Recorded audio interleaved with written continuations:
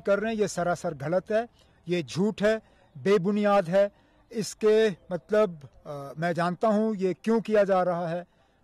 यहाँ पे कुछ लोगों की आदत है जब वो नेशनल कॉन्फ्रेंस को मजबूत देखते हैं तो हमें कमज़ोर करने की कोशिश जो है उसकी साजिशें रचाई जाती हैं, बातों को जो है तोड़ मरोड़ के पेश किया जाता है।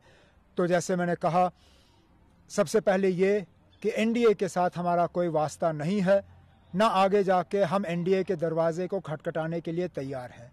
ना एनडीए के लिए दरवाज़ा खुला है, ना खिड़की खुली है, ना कोई ज़रा सी भी हमारे तरफ से कोई गुंजाइश है।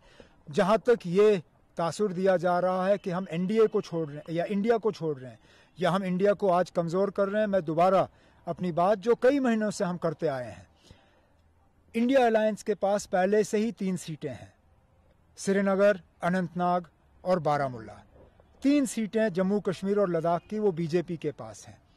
हमारा मकसद आज बीजेपी को रोकना है और इस मकसद के लिए कांग्रेस के साथ सीट शेयरिंग की जो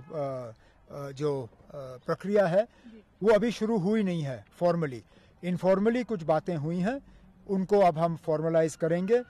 आगे आने वाले दिनों में हमारे तंजीम के जो साहिब सदर हैं वो अपने कुछ साथियों को बुलाएंगे। हम पहले अंदरूनी तौर इस पर मशवरा करेंगे और उसके बाद कांग्रेस से बात करेंगे। उमर साहब, जो कश्मीर की 3 सीटें हैं, अगर इंडिया अलायंस ने बोला कि उन पे भी डिस्कशन होगी, उन पे कोई डिस्कशन नहीं होगी ना। देखिए, अगर इंडिया अलायंस का मकसद आपस एक दूसरे को कमजोर करना है तो ठीक है ना, अब हम इन सीटों पे बात कर सकते हैं। लेकिन अगर इंडिया अलायंस का मकसद बीजेपी को कमजोर करना है तो नेशनल कॉन्फ्रेंस को कमजोर करके आपको क्या मिलेगा? ये तो पहले ही 3 सीटें इंडिया अलायंस के पास हैं। अगर इनमें से कोई सीट बीजेपी के पास होती या बीजेपी के जो सहयोगी पार्टियां हैं उनके पास होती, हम जरूर उन पे बात करते। लेकिन ये 3 सीटें पहले ही आपके इंडिया अलायंस के पास हैं। अब आप मुझे बताइए, इंडिया अलायंस में जाने का मकसद क्या था? बीजेपी को रोकना या अपने आप को मजबूत करना? अगर बीजेपी को रोकना मकसद है फिर आप हमसे सीट क्यों मांग रहे हो? अगर मकसद ये था कि आप अपने आप को मजबूत करना चाहते हो, फिर जिस इरादे से आप इंडिया अलायंस में आए हो वो गलत है।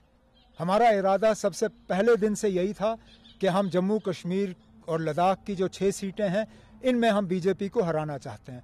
उसके लिए हम किसी से भी बात करने के लिए तैयार हैं।